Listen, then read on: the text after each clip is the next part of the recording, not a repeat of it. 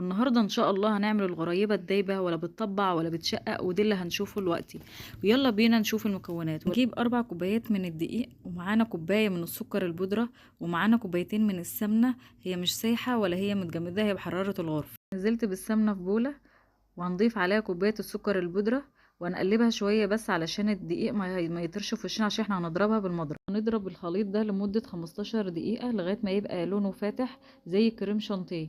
وهنا ممكن لو ما عندكيش المضرب ممكن تستعملي الخلاط او الكبه. وبعدين هنضيف عليها ال4 كوبايات من الدقيق. ده شكل العجينه، ما تخافوش هي بتلزق شويه. هندخلها التلاجة لمده ربع ساعه.